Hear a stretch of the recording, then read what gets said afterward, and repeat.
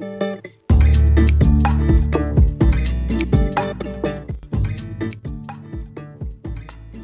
mai haere mai, and welcome to Cult Chat, the podcast where we talk about coercion, control, and all things cultish.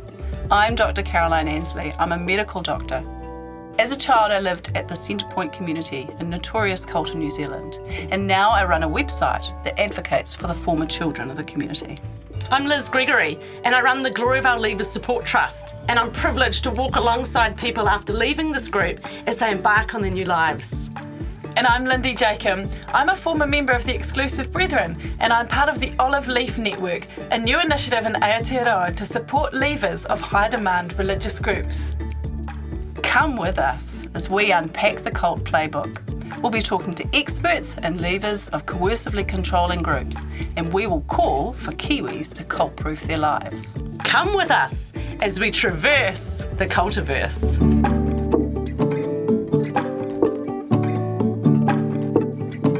A warning, this podcast contains references to subjects and discussions which may be difficult for some people to hear. Please take care of yourselves and your whānau when listening.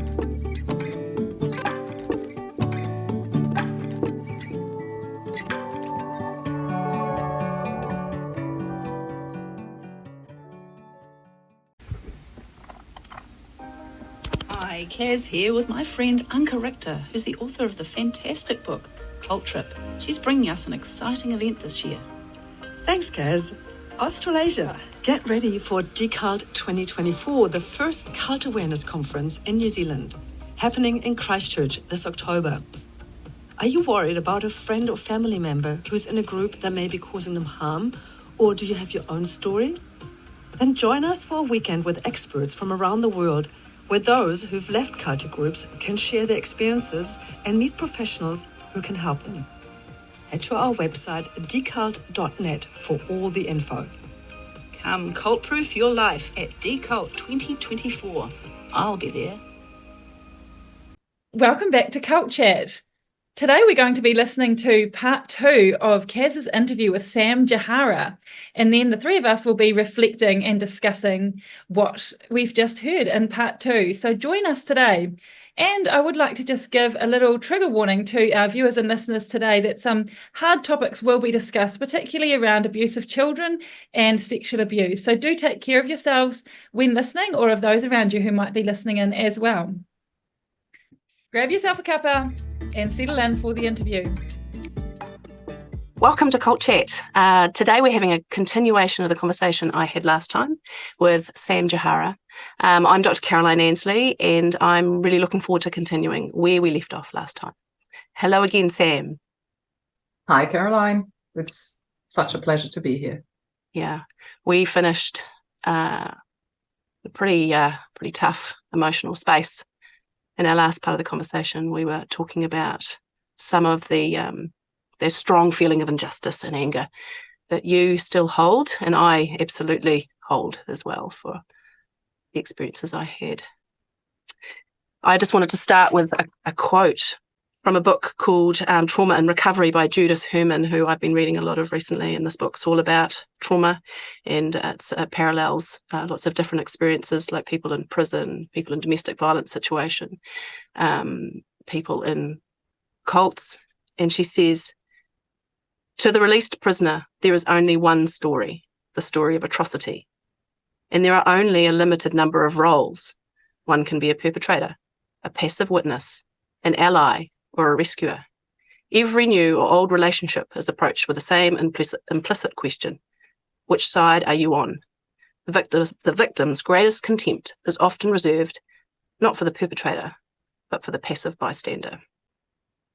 Some of what we were talking about earlier just really made me remember that quote, and remember how so many of the people in your life and my life when we were in these groups were people who were doing nothing while the children suffered. Yes, they were doing nothing, looking the other way. I don't think they were consciously necessarily doing nothing and looking the other way, but I think their instincts were being so overridden by all the rubbish that they were being fed. Not that that excuses anyone who has stood by and let horrible things happen. But I think we do have to consider the cult aspect and the indoctrination aspect as well. But that's no excuse. It's something to, I think, help explain a phenomenon that was going on. And it's something that you and I both just sort of hold. It stays there, doesn't it? It stays there, and there's not a lot we can do with it.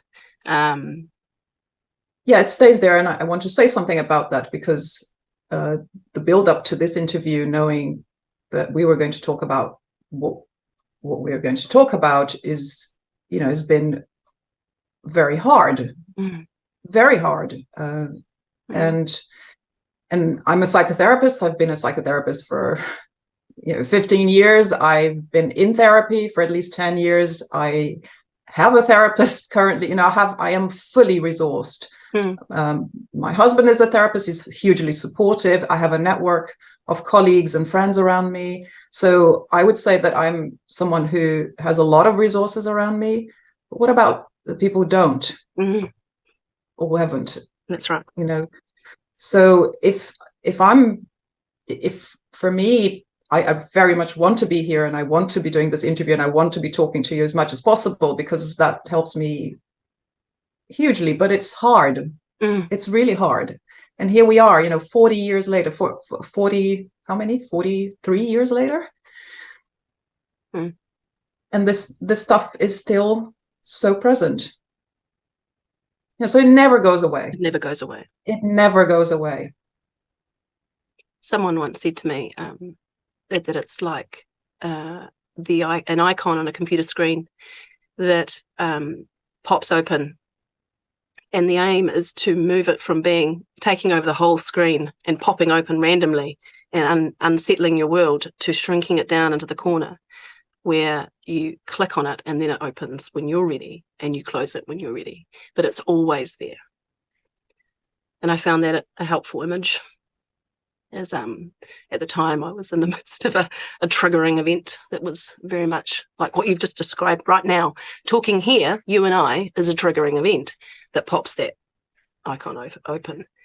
But also it's feeling for the collective, right? Because there were I think there's also a universal human feeling for, our experience has been many people's experiences, and a lot of people have had much worse experiences, horrendous experiences, beyond belief experiences, things they will never be able to recover from.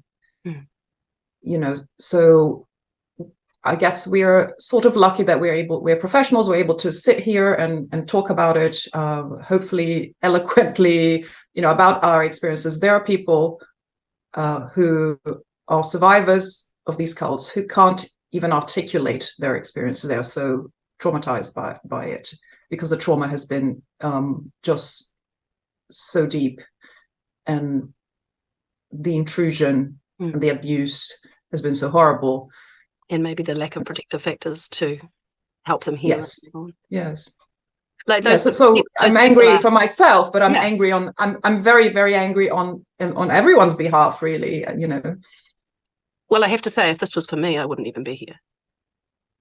I don't think any of the things I've done publicly were necessary for my own healing and my own resolution.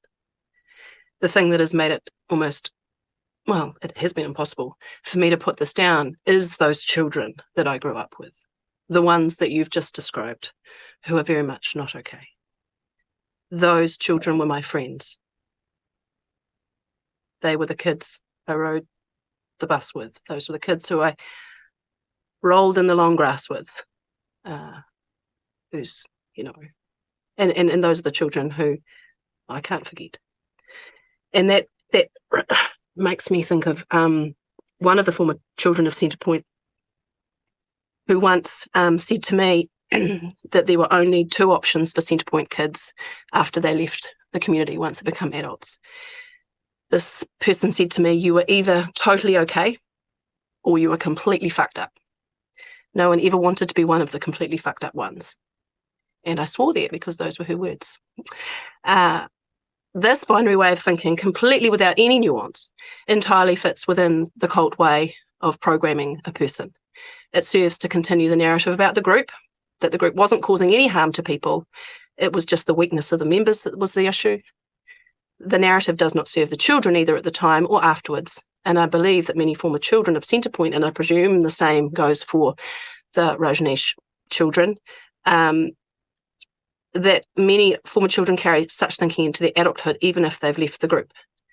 So the same woman who said that thing to me later said to me, after she'd seen the documentary that I was on called Heaven and Hell, where I talked about some of my experiences at Centrepoint, she said, if you could talk publicly on television about how you were harmed at Centrepoint and you're a successful person, then I realised it might be okay for me to admit how I was harmed there.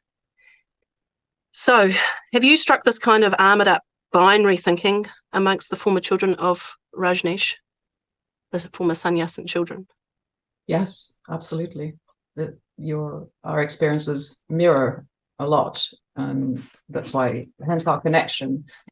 And it is complex because trauma is complex. And when you talk about binary thinking, part of that comes from the indoctrination, but part of that also comes from the survival strategy that we have to employ to split off experiences. Mm. Mm. And that's in order to survive psychologically. Mm. You have to kind of compartmentalize things in different boxes in order to be able to carry on. And therefore, I know that I'm dealing with some very traumatized individuals, some of whom are trying to make sense of their experiences, and some who still can't, and some who never will. I'm also, as I said, fully aware that I was lucky to have resources as an adult to process these experiences. I'm also aware that I was not as embedded in the cult as some of the other children were. Mm. For some of the children, this was all they knew.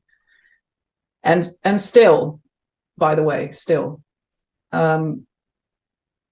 children were so horrifically abused that I think for them the psychological work is going to be much harder. And some people can and some people can't do the work. So yeah, I think it's complex. It's complex and it's difficult, because you want to be able to connect with other people and share your experiences. And I think that's possible to a degree. I have certainly had this experience since, but it's very difficult to do that if somebody's still very embedded and very indoctrinated. I think that makes the relationship very difficult.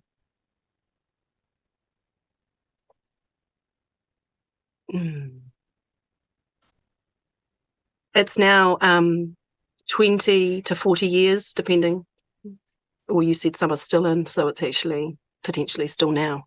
After many people left their childhood in the Rajneesh cult, the time frame for Centrepoint children is similar. I wonder if there's actually an international wave of second-generation cult members maturing into their middle years as a result of their parents getting involved in cults in the 70s. There's something about moving into your 30s and 40s, raising your head above the demands of career, young children, getting to a point where you can separate psychologically from your parents, needing them less, therefore being able to look at them with a critical eye. There's something about this time that can make looking back on your childhood possible, asking yourself and your parents some really hard questions.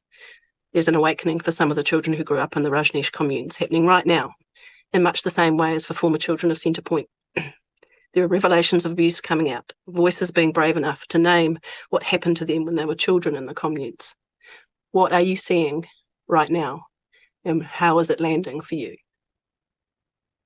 I was completely out of touch for about 20 years, and I reconnected with someone a couple of years ago via whom I found out about the revelations of sexual abuse that happened in the communes some 40 years later, right? And the details are coming out. We've all known that abuse was rife, but the details, the names of the perpetrators, men and women, the names of the children some of the children who were abused, the extent to which pedophilia was rife, and these are only the brave people who are now able to speak out. Bear in mind, there are loads of people who are not speaking out. So for the few brave people who have been able to speak out about their experiences so far, the details are becoming apparent, where before there was just kind of it was blurry. Mm-hmm. So now we have a shape, and that's for me and for other former children. It's in one sense it's been very validating, because we suddenly realize, gosh, I wasn't just imagining this, right? This wasn't my fantasy.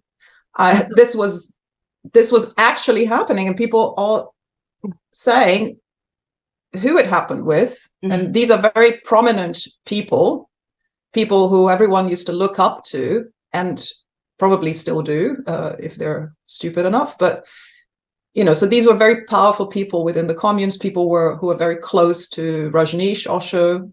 Mm. And the school headmaster of the school I went to, he's still at large, and he was a sadistic, horrible pedophile. And so I think what you said before about this time in people's lives, a lot of women and men our age have got teenage kids, right? Mm, absolutely.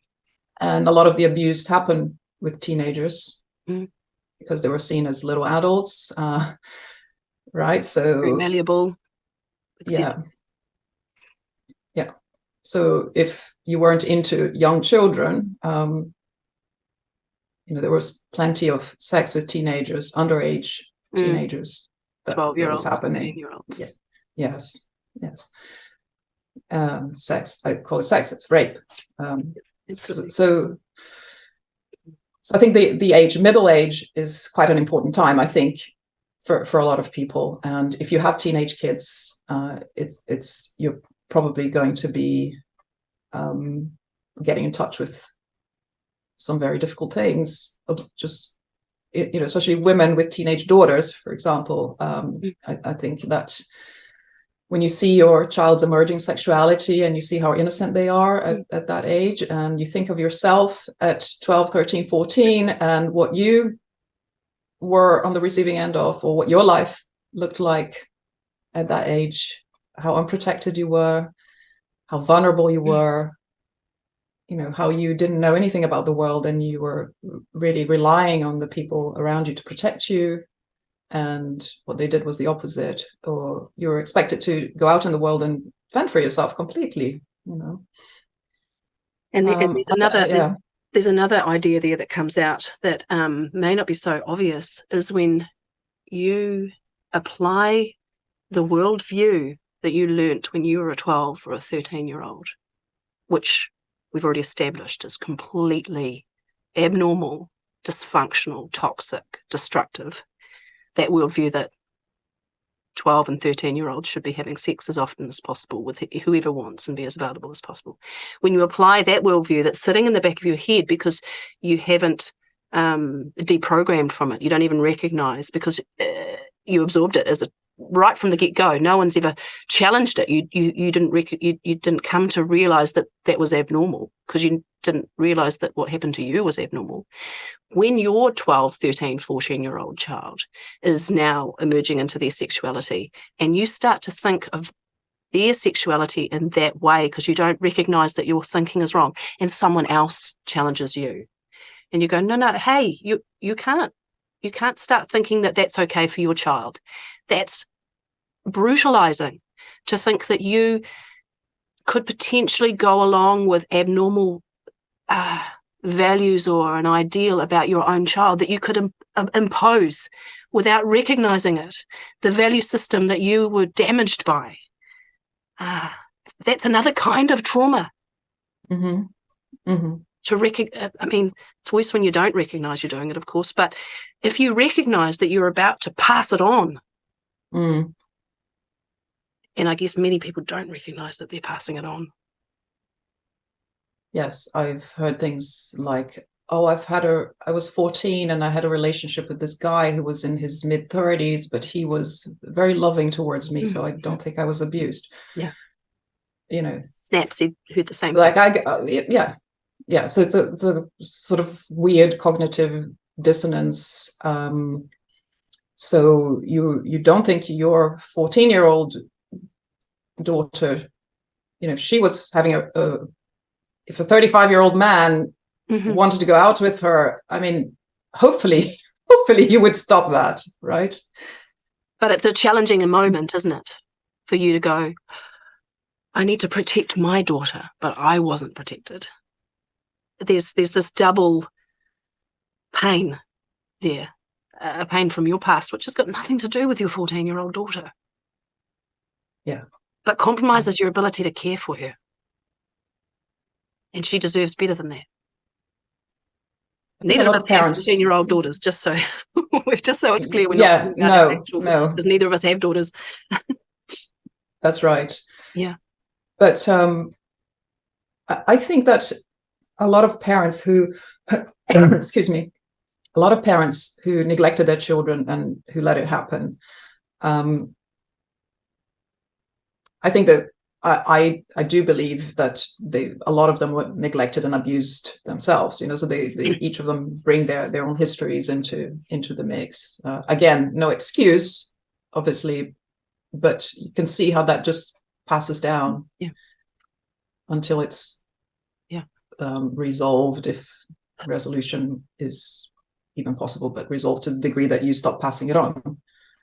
You have to make some kind of break to step out of a way of thinking that you've been indoctrinated into. But also the very notion, the very concept that this is not okay. Yeah, I think it's very difficult for some people to get their heads around, and it has been for me as well. That I had to first realize what was okay and not okay in normal society. Because it was so normalized. It was so normalized, and you were made to believe these things, and we believe them so deeply that to go from that this is normal to this is really messed up and completely abnormal and in fact harmful and abusive. Yeah, I think there's a process. Absolutely, and you're touching on that the difference between, it's making me think about touching on the difference between an adult moving into a totally abnormal environment or gradually becoming indoctrinated into a totally abnormal environment is really different from a child growing up in that, when you don't have a foundation of personality, of a value set, and you have no foil in which to measure it against. And it's making me think about there hasn't historically been a lot of content for people who are born into or raised in cults and the impact of leaving for them.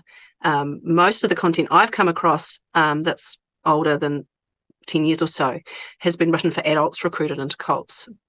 Often children raised or born in cults aren't even mentioned. It's been changing. There's been an increase in research and publications about the distinct and particular needs of children born and raised in cults. And I've heard yourself, you've also written some material about post-cult identity in children of cults. I'd love to hear more about your thoughts about that, and how the identity of a second-generation member or a multi-generation member evolve and change once they leave the cult, or comparing their time in the cult to after. Yes. First of all, I want to mention the brilliant research piece by Janja Lalich and Carla McLaren, which culminated in a book called Escaping Utopia. That was a very key book for me to read, because it was all about the experiences of the children, and that was my introduction into the research into sort of children who are born or raised in cults, and I could identify with lots of the experiences in there. So in answer to your question, the fundamental difference is that the process of indoctrination happens as the child's brain is still developing, and children are socialized by their caregivers and the environment they grew up in. If this is all they know, there's no pre-cult identity to go back to. Or very little, if you, in my case or your case, so 5 years, 6 years. So they have to start almost from scratch. The process of building an identity or finding one is infinitely more arduous, and the belief system's much more deep-rooted. This is the danger and the damage of bringing children into cults and bringing up children in cults. What's more, children usually don't matter in cultic environments. Only the cult leader matters.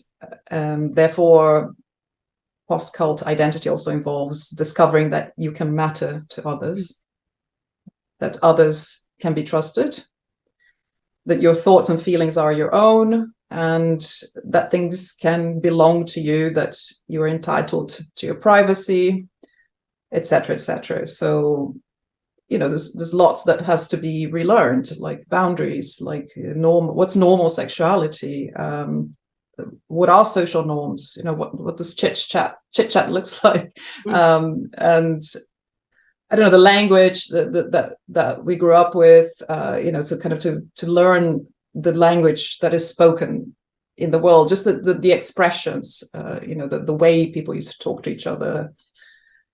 I don't know, everything is thrown into question. Work, relationships, friendships, everything has to be relearned. And that's, whilst that is true to some extent for adult survivors of cult, for children, you have to almost kind of reinvent your life again, which is extremely hard. It takes decades to do that.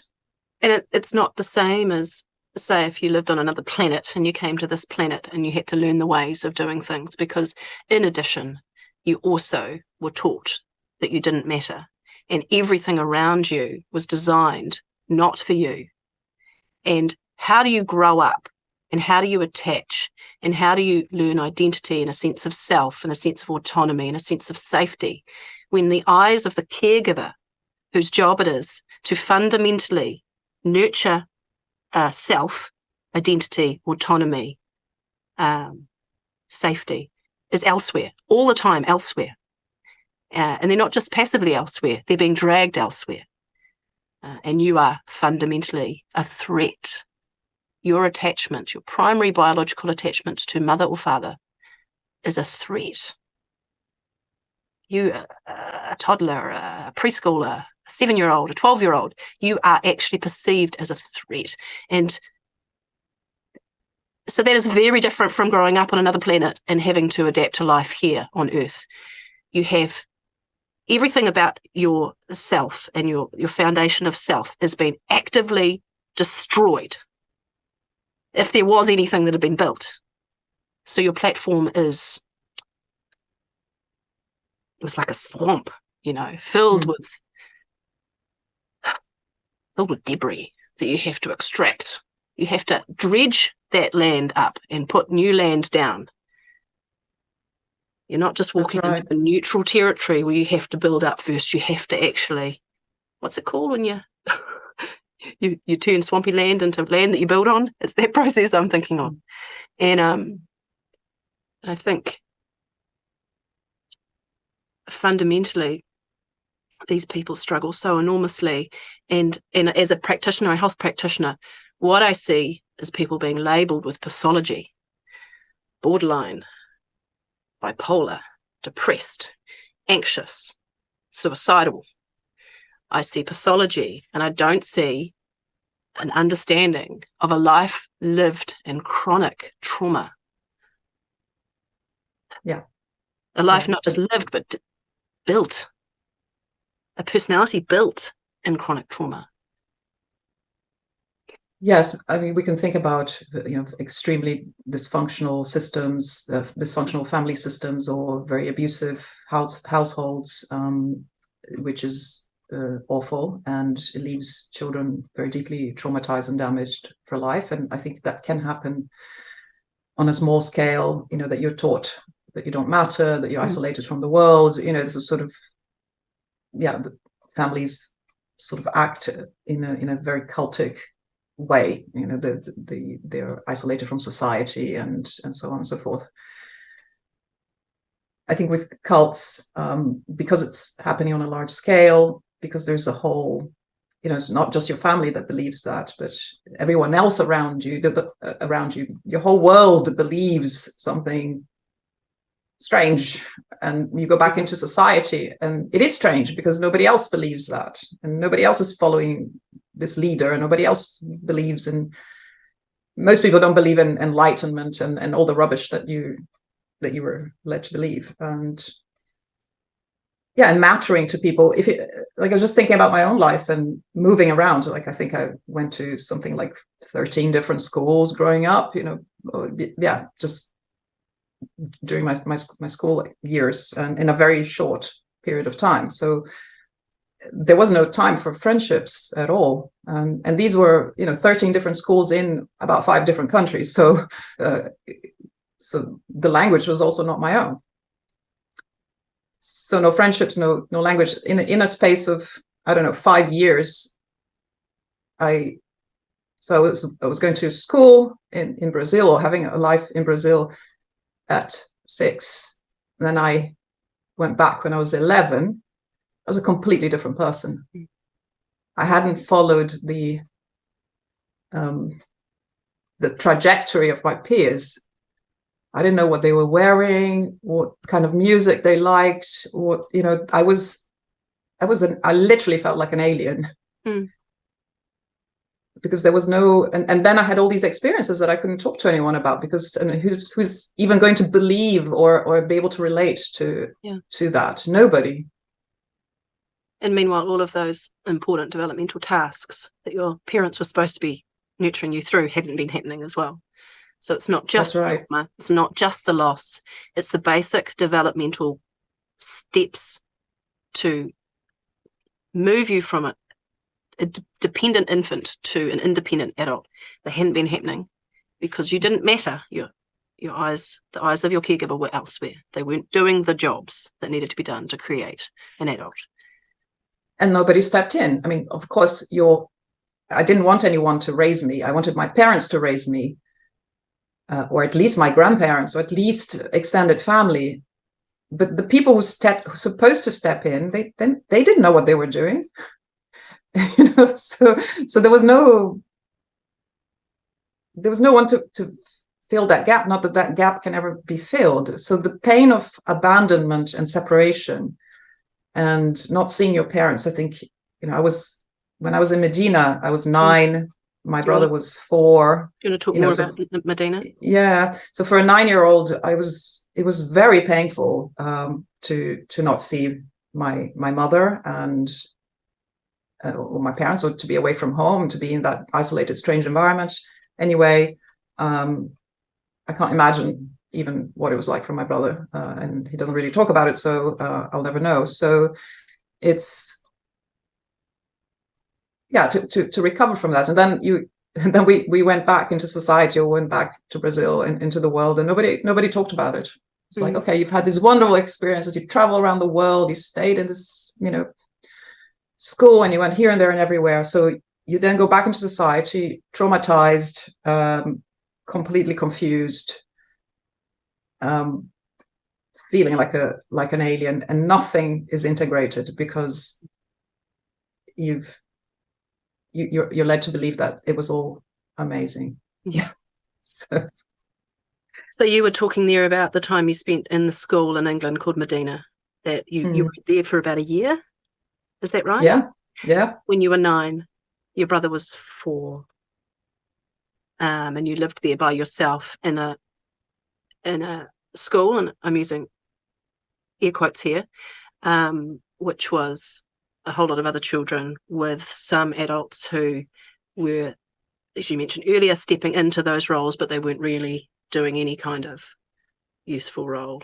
And Medina wasn't really providing any kind of educational role for you either. You were there working. Yeah, schooling was very, minimal. I can't imagine that. I really can't imagine being sent to another country to live with strangers without even the simple structure of adequate schooling. No, I mean, my mother came with us and stayed for a short amount of time, and then she was sent to Germany to work in the businesses. Obviously, they needed the money, right? And so the kids, was just sent there, out of the way. There's this big commune. Let's turn it into a school. Let's put a couple of teachers there, give you a little bit of schooling, but actually you're going to be working most of the time. Mm-hmm. And if you're unhappy about the work you're doing, bear in mind it was all quite hard work for children, young children, kitchen, laundry, cleaning toilets, sort of really stuff that you should be at most maybe helping adults for a very small part of your day, but no, that was our day. That was most of the day. And I didn't learn anything. There was somebody wrote a handwritten curriculum or but it was just a crazy experience, completely isolated in the middle of the countryside. I think probably they kind of cleaned it up a bit for the school inspections, but that was minimal because we were all seen as weird freaks, so leave them to it, sort of thing. Yeah, and the rest of the adults there, they had no clue about children. They didn't want children. A lot of them were quite young and crazy. And they weren't teachers, I take it. No, they were not teachers. I mean, if there were 3 teachers there, that was a miracle, given, bear in mind there were hundreds of children there. If there were 3 trained teachers in the whole school, that was probably the number. I don't know. And did you say earlier that the principal was convicted for something? Oh, I wish he was convicted. No, he was a sadistic pedophile who abused a lot of children, but he's still at large, probably still abusing, because he's on the run. So that just sends a strong message to me of how unimportant children were. How unimportant. A whole year of your life, a whole year of your education.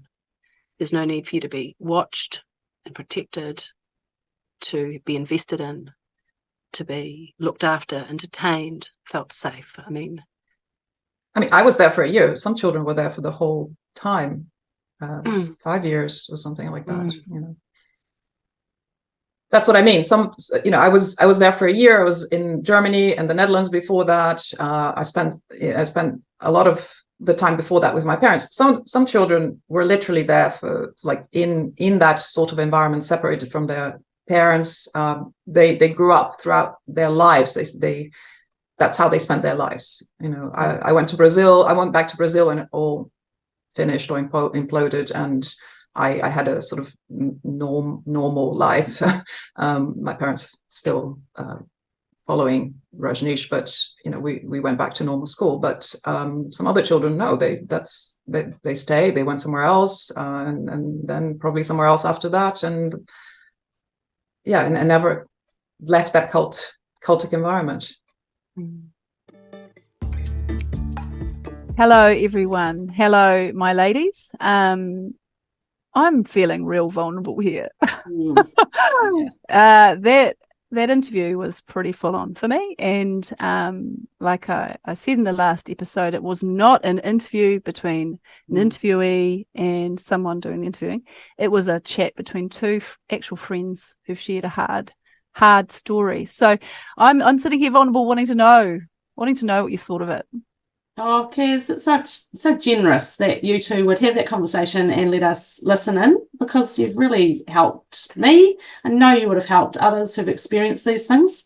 These are big concepts, and these sorts of conversations just spiral from one topic into another topic, and all of them are just so important to dive into, and everything needs to be said. And I can see why this has become a 3-part episode. And even that, you're just scratching the surface. There's a lifetime to be said after someone has been abused inside groups like this, because it has a lifetime of impact and harm. It's ongoing. So thank you. Yeah, I agree, Caz and Sam. Thanks to you both. It did feel really intimate. It felt like, listening in at the dining table where two people are going over some really vulnerable and raw stuff. So yeah, thanks to you both. And I was also fascinated. I think early on one of you said that there is a wave of second generation people from these groups speaking up, and I thought, wow, that's so true. I've heard before when engaging with the experiences of victims of abuse from in the Catholic Church, I've heard it said, I think one of you might be able to check in with me here about my timings, but that it takes like 20 years or 40 years or something like 30. That. I think 30 people years? say 30, but that's what I've been told. Yeah, decades for survivors to get to a point in their life where they're strong enough or able enough or have the resources enough to actually name what went on and to expose it. And it sounds like exactly the same kind of thing is at play here with second generation members of these culty groups, that there is a wave of them. You were bang on, people who were born to parents who joined these things in the 70s and 80s and 90s, and now they're decades on and they're able to talk about it and crack the lid open. And wow, yeah, such courage. I would say something interesting that I didn't say in an interview here is, you said 70s, 80s and 90s. I would say the 90s of the people I've experienced at Centrepoint aren't ready. But that also coincides with a very different experience, because there was less sexual abuse, less harm, more child, youth and family watching, legal cases. So people in the 90s had a different experience from people in the 70s and 80s at Centrepoint. And I don't think, at least for this group, many of them are ready. So I think this is, for me at least, and I don't want to be disrespectful of their stories because they got different things to negotiate. Many of them got harmed by the exposure in the media and being really different from everyone else. But people come out at their own time, and that wave, well, maybe it's self-perpetuating. You start to hear others and you get some courage and you go more, okay, I can do it. It happened to me, and then you get a bit addicted to telling the truth, actually. Yes, no doubt about that. I've seen that in the Gloriavale sphere, just with the court cases, people speaking up, witnessing. You have a few in the first court case, next thing the girls, pick me. They could have had a dozen more people, 20, 30 testifying. There's definitely a courage that you get from people who speak up. There were some things in this conversation which really struck me as being vitally important for people to understand if they're working in the cultosphere.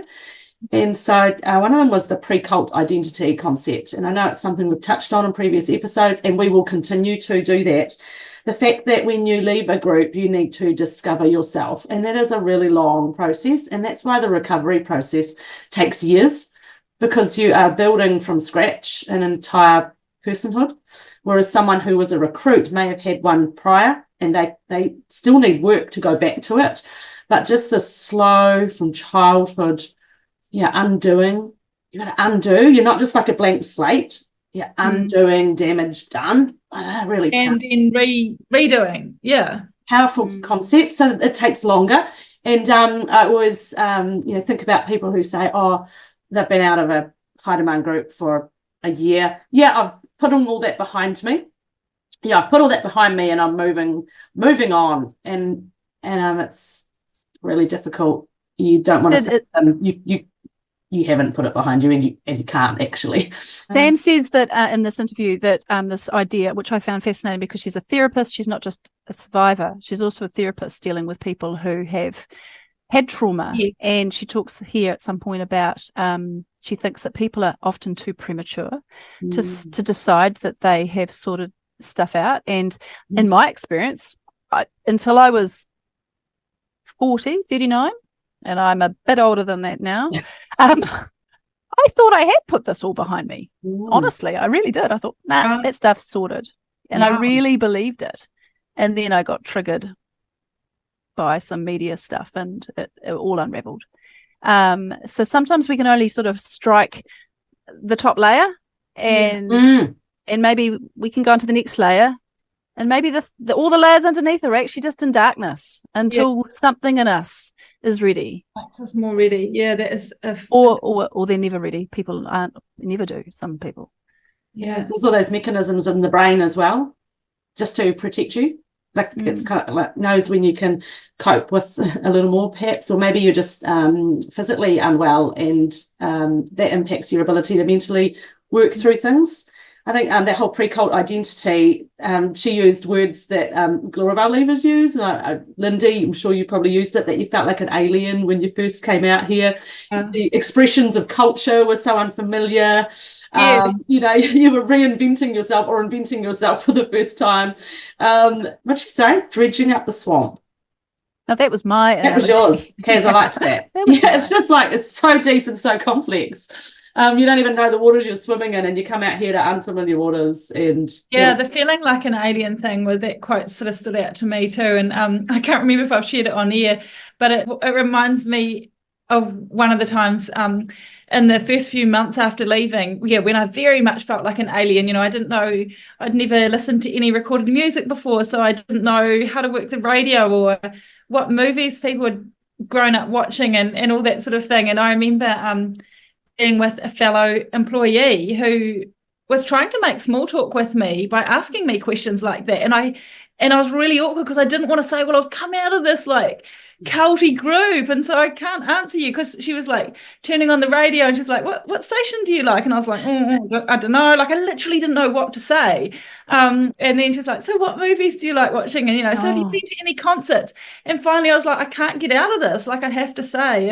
And so I said, I've actually, you know, come out of this really hyper religious group where we weren't allowed to do any of these things, and so I just don't know kind of about general society. And then she said something so unexpected. She said, oh, that's just like my brother actually. And I was like, oh really, is he being part of a culty group? And I was sort of like, oh cool, you know, there's this bridge of bond and connection that we're just about to establish.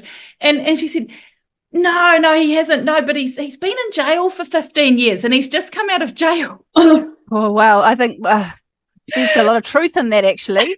Perhaps there's more of a similarity than Well, I look back at that, and now I've read about institutionalization of prisoners, and there's so much overlap actually with people who are coming out of prison who have been institutionalized there with trying to find their feet back in society. But at the time I was so shocked because I was like, oh my gosh, like where do I go now with this conversation?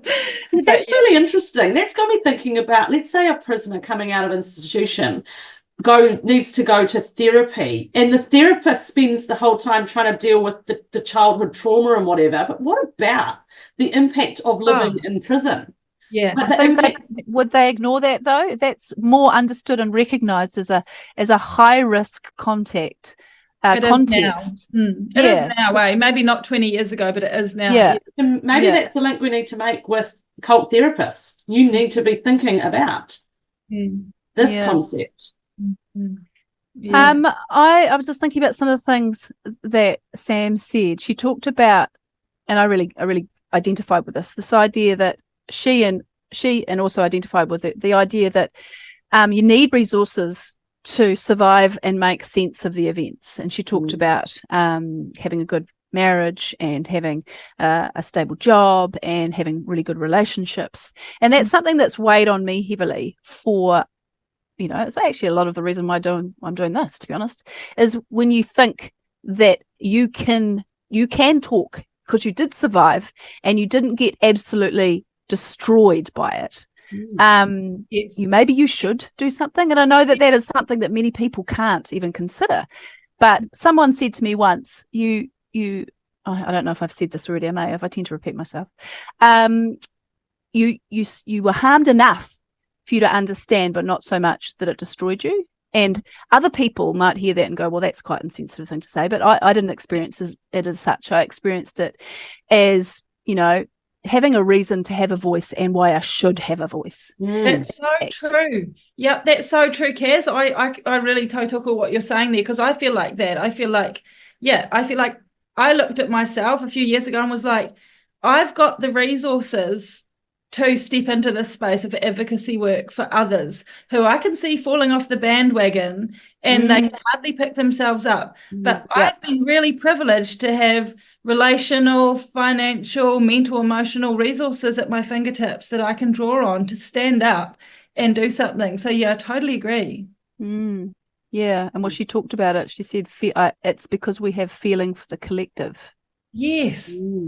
Our experiences have been many people's experiences, and many have had worse. And while I don't support the idea of comparing pain, because I think pain is absolutely subjective and completely dependent on individual experience, sensitivities, resources, personality, all these other things. I do think that I can at least say that I definitely think people had worse than what I experienced, a lot worse. So maybe there's something in there between the two of us, and yourself as well, Lindy, ability to advocate and stand up. You've seen a lot worse. I think that's incredible. I think she made some comment about a life lived in chronic trauma, and that people's personalities can be built on this chronic trauma. And something that's really stuck with me was your response, Caz, that you can see a lot of people in the medical profession just trying to give a pathological diagnosis. You've got, is it anxiety or depression or bipolar or PTSD, and these are all really valid. And we know people in cults have higher levels of these. However, it's looking in and understanding, what are the preconditions for some of those things. They are things that the cult has put on people. They're the pressures and the stress you're living under in the cult, which might trigger some of these. It's not just enough to give the diagnosis. There has to be an understanding of the actual damage that groups like this do to people. Yeah. Have you guys ever read What Happened to You? I think by Daniel Siegel. No. It's called What Happened to You, and it's a conversation, it's a chat even between this very renowned, internationally renowned child psychiatrist and Oprah Winfrey.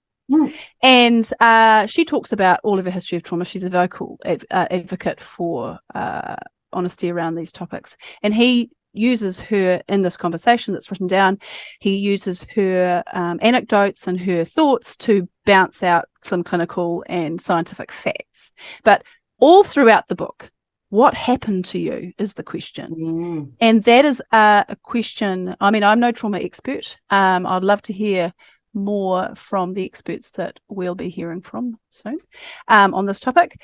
But that's what I mean about pathology being given to people without an understanding of what happened to you. So you're right, the pathology leads to, or the experience leads to some pathology, but actually what we deeply need to be heard is what happened to us, because unless what happened to us is explored, understood, and maybe some of the way we respond to and think about and reflect on and remember what happened to us isn't looked at or explored, then we're just shamed by multiple diagnoses that often change. I mean, I've seen so many patients over time who've had chronic histories, and I see the classifications of what's wrong with them before they walk in the door, and I go, trauma, where is it? I can smell it. It's there. I haven't even met the patient, and I know there's trauma. And of course, I discover that there is trauma. But that's not on the big long list. Interesting. Yeah. It's the psychiatric diagnoses that swap and change and move around, and maybe in part it's a reflection of actually any services or support or resources to address that That is the thing that happened to them. Yeah. Whereas we can give a medication for anxiety. Yeah. There are some courses for borderline, like that, So anyway, I'll be shot down by my psychiatrist colleagues for saying these things. Well, don't forget PTSD, post-traumatic stress disorder, and inside cultic groups, perfect preconditions for mental illness to arise. And so the post-recovery sphere is really important to understand the environment that they were in. It takes a lot of unpacking. for the person who lived in it Yeah. to even recognise it themselves. Exactly. So this whole thing is about what happened to you. Sam actually pointed out about the developmental steps of like parents assisting their children and how difficult that can be when some of the developmental steps and how to guide someone is missing as well. So I think about like children who grow into adults who may suffer from, say, mental health difficulties, perhaps from their time in a group. Perhaps their parents haven't stepped through some of the developmental steps themselves to guide their children to help them to understanding. So there's a lot of issues in development with living in groups like this. Perhaps that pops back to some of those other concepts of people abdicating some of their responsibility to even lead and guide their children. Yeah, that was horrifying for me to hear about that severe emotional neglect and disordering of relationships, and that it was encouraged for them to abdicate their responsibility as parents. Like, yeah, this concept of, again, of freedom and maturity and spiritual growth, but actually just with this huge dark underbelly of creating the very opposite in themselves as individuals, but in themselves as parents and for their children. You know, going back to what we talked about, I think in one of our recent episodes with Tora, we talked about how often we focus on the individual recruit or member of a group, and yet this acknowledgement that, you know, no man is an island, that everybody and the impacts of what's going on with them is therefore immediately having a huge ripple-on effect with those closest to them, which is often biological children. So you've got parents seeking their dream, following the guru, going to all his feel-good meetings. What were the kids doing? Exploitation of labour, like building, like work camps, you know, limited schooling, limited education. There's a cost to parents who are seeking their enlightenment. And there's something about, like, two things. One is the guru, as he gets listened to more, starts to believe more and more of knowledge-based areas of life he's an expert in, even though he's got no expertise. Bert used to try and tell them, Bert Potter used to tell midwives who were delivering babies in front of the community, he used to try and tell them what to do. No, you need to put your hand here. No, you need to pull this. And it was actually at times medically very unsafe to have the guru surrounded by all these people try to deliver a baby he knew literally nothing about, but he believed he did. And yes. Yeah. And the second thing is, as you get deeper into the group, you abdicate more of your areas of life that you have control over. You abdicate them, you know, you abdicate your finances, you abdicate and that everything, your clothing, your how you have sex, and your parenting authority.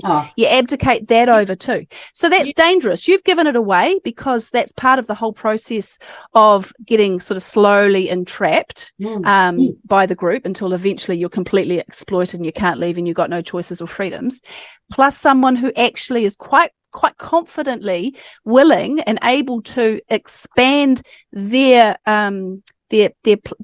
place of knowledge into literally everything. In every way. And that's the controlling nature of a cult leader and a group leader. That is one of the features, that they ingratiate themselves so terribly. So that's why the whole parenting thing, that alarms me enormously, that Bert could end up telling people, and as Rajneesh as well was telling people, how to parent. And I'm sure Neville Cooper doing the same thing. Absolutely. This is how you should be a parent. Definitely. And devastating result. When they've got no idea. It's just like when the people who know you best have abdicated their parenting responsibilities to a parenting moron, basically. How could that go wrong? Oh dear. Heading for wrong, all right. Look, we're just going to wrap up this particular episode and encourage people to keep listening into the third part of Sam's episode. So thank you for taking us on this journey, Caz, and we invite our listeners to share these episodes around YouTube and Facebook and get people listening in to have a look inside their own lives and see that they're not being taken in by a guru or abdicating any parental responsibility. Thanks, everyone. Join us again soon. See ya. If anything something in today's episode was difficult or upsetting for you and you would like to talk to somebody, we encourage our New Zealand listeners to free call or text 1737 for support from a trained counsellor. Or you might like to visit the resources section of the Olive Leaf Network website, where you can find a range of organisations and resources that might be able to support you. We would also like to remind you that the views and thoughts and opinions that have been expressed in this program are the speakers alone, and Cult Chat does not necessarily endorse or share them.